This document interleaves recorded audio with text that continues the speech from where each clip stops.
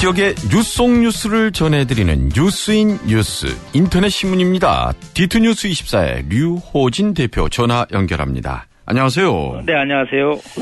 대전 충남에서 메르스 확진 환자가 또 늘었지요. 네, 그렇습니다. 지금 어제 대전에서 2명 늘어서 이제 21명이 됐고요. 충남 쪽에서도 2명이 환자가 늘어서 8명이 됐습니다. 그래서 대전 충남을 합치면은 29명으로 집계가 됐는데 전국적으로는 126명으로 지금 오늘 아침까지 집계가 되고 있습니다. 그리고 어제 대전에서 한 명이 또 사망을 했는데요.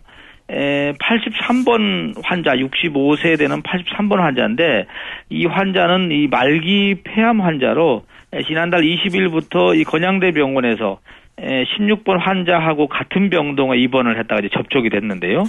지난 7일 확진 판정을 받은 뒤에 충북대 병원으로 옮겨서 치료 중에 어제 상태가 악화돼서 숨졌습니다.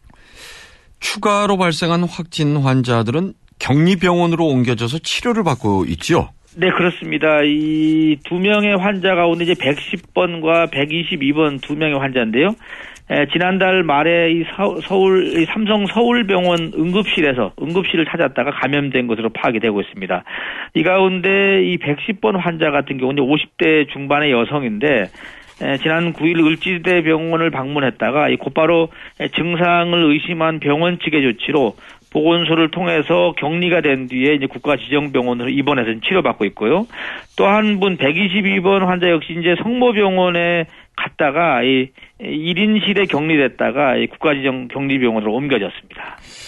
하지만 두 환자도 앞서서 지역 의원을 방문했다고 하던데요. 네, 그렇습니다. 이 두 환자가 지난 2일부터 8일 사이에 4차례에 걸쳐갖고 지역에 있는 그 의원 2곳, 그러니까 지금 둔산동에 있는 한사랑 의원하고요, 부사동에 있는 한사랑 의원인데 이 2곳을 각각 찾아서 치료를 받은 것으로 지금 확인이 되고 있습니다.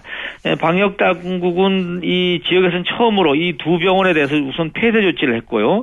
또 두 의원의 이 의료진하고 직원, 또 같은 시간대에 원내에 있었던 환자, 보호자 등도 다 격리 조치가 됐습니다. 다만 이 두 환자가 자택격리 대상자는 그때 당시는 아니었던 것으로 지금 파악이 되고 있습니다.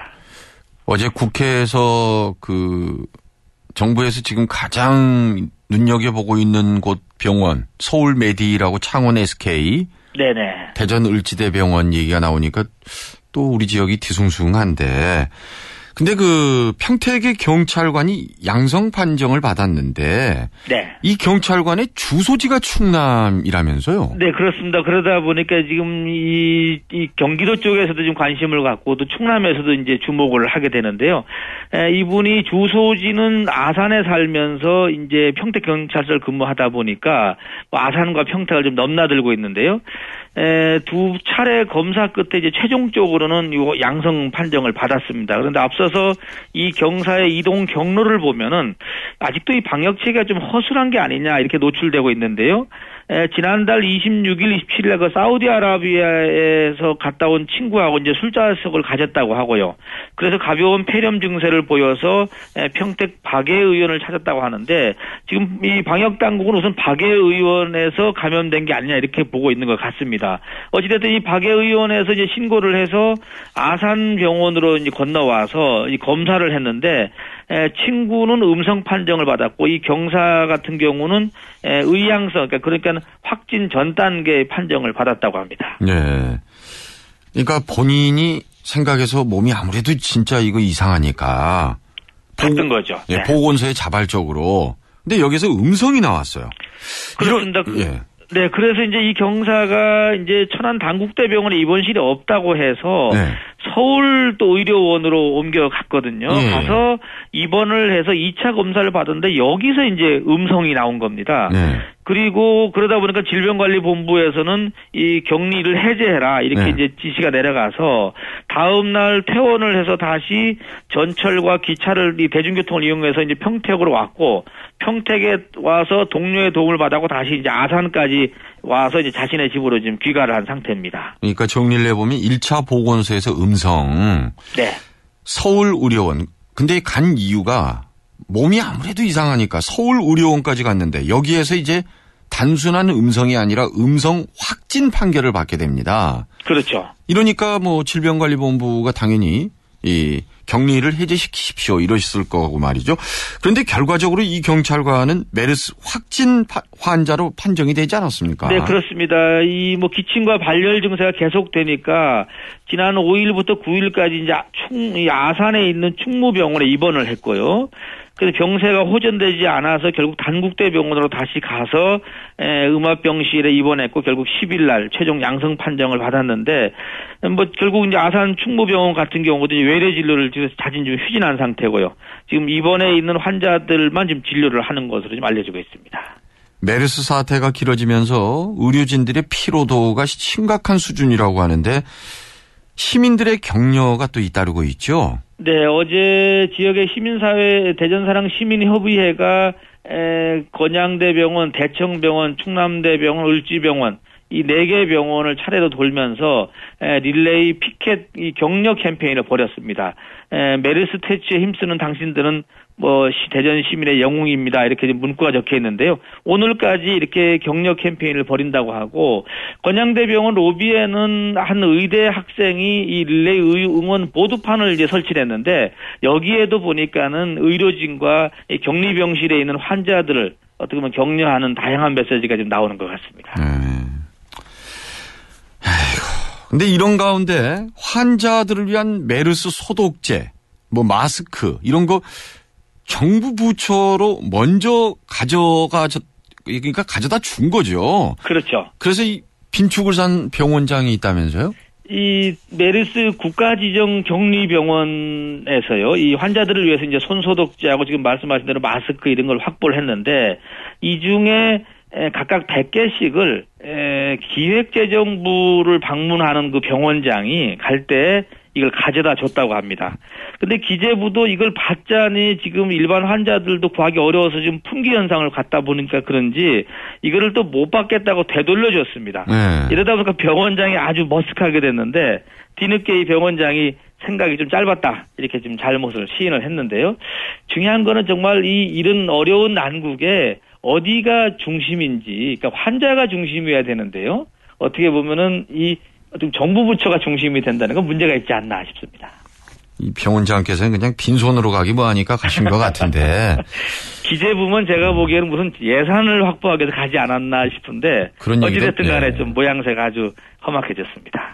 저희가 직접 확인한 바로는 그래도 마스크는 미세먼지 대비용 몇천 원짜리 비싼 마스크는 있는데 손세정제는 어렵잖아요, 그죠? 아예 시중에 없습니다. 네, 그렇습니다. 예, 오늘 소식 잘 들었습니다. 네, 감사합니다. 디투뉴스 24의 류호진 대표였습니다. 네, 플러스 뉴스 시간입니다. 요즘 이 메르스 얘기하다 보니까 이 어떤 지역에 있는 관심사항들 거의 빠집니다. 예, 그래서 뉴스 브리핑 시간에 지금 못하고 플러스 시간에 조금씩 말씀드리는데요. 오늘은 우선 이 중구 당협위원장 공모에 어제까지 7명으로 대략 나왔는데 1명이 늘었습니다.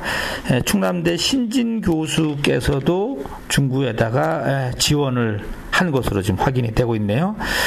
여기에 어제 이혜리사 의원이죠. 기자회견 지역 기자들하고 만났는데 자신의 어떤 이번에 지원한 배경을 좀 설명을 했는데 상당히 솔직하게 얘기를 하는 것 같습니다. 어제 제가 대전 시민방송에서 직접 중계하는 내용을 조금 들었는데 사실 이리로 오는데 1-2주일 전에 이 생각이 나서 일로 오게 됐다 이런 얘기를 솔직하게 얘기하기도 했고요. 그러면서 한 번 더 기회가 주어진다면은 국회에서 일할 기회가 준다면은 바로 이곳이라고 생각을 했다. 그러니까 중구라는 얘기죠. 그리고 이 기왕 자신이 출마를 한다면은 앞으로 이제 9개월 총선이 남았는데 이 9개월간의 현장에서 보고 듣고 느끼면서 이렇게 하는 것이 맞다라고 해서 당협위원장 공모에 응모를 하게 됐다 이렇게 얘기를 했습니다. 그러면서 이분이 이제 대전과의 인연을 본인의 입으로 얘기를 했는데요. 대전은 자신을 세계적인 탁구 선수로 만들어준 고향이다. 이분이 대흥초등학교를 졸업을 했다고 합니다. 대흥초등학교를 졸업하고 나서 이제 서울 올라간 것 같은데, 당시에 충남도청 또 선화초등학교 이런 담벼락 옆 근처에서 탁구 연습을 하던 추억이 생생하다, 이렇게 소개를 했습니다. 뭐 오늘 아침에 어떤 신문은 이 다음 20대 총선이 여인천하가 될 것 같다, 뭐 이런 조금 조크 섞인 제목도 달았는데요. 지금 유성의 민병주 의원이 지금 당협위원장을 맡고 있죠. 게다가 지금 이혜리사 의원까지 합쳐지고 또 한두 명의 여성 비례대표 의원들이 지금 대전을 눈독을 들이는 것 같다, 이렇게 나오고 있습니다. 지금 대성학원의 여교사 결국 구속이 됐네요.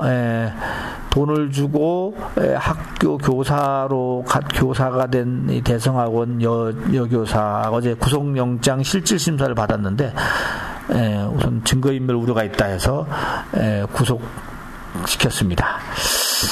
지금 그 다음에 이제 그 대성학원의 어떻게 보면 고위 관계자라고 해야 되겠죠. 뭐 안모 전 교장 선생님 이런 분들도 지금 피의자 신분으로 조사를 받고 있다고 합니다. 뭔가 신병 처리가 좀 빨라지지 않겠는가 보이네요.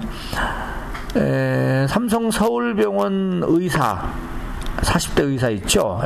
저기 이 서울시장하고 어떻게 보면 좀 독서를 서로 간에 주고받은 의사가 있는데, 메리스 거의 뭐 뇌사에 빠진 것 아니냐, 이렇게 지금 위독하다라는 소식도 오늘 중앙뉴스에 많이 올라오고 있습니다. 한국의 엔터테인먼트 산업의 빅3 이수만, 양현석 그리고 나영석 씨가 들어갔네요. 이 관계 종사자 100명 정도를 대상으로 조사를 한 자료라고 합니다. 후쿠다 전 이 삼성 고문이 이런 얘기를 했네요. 삼성은 신경영 기억을 지우고 다시 시작해라. 신경영은 이건희 회장이 선언했던 단어인데, 거기에 빠져있지 말고 다시 시작하라, 이런 메시지를 줬다고 합니다. 피겨의 전설로 이름되어 있는 미셸 콴이 미국 대선 힐러리 대선 캠프에 합류했다는 소식도 오늘 국제뉴스에 올라와 있습니다. 이상 플러스 뉴스를 마치겠습니다. 주말 잘 지내세요.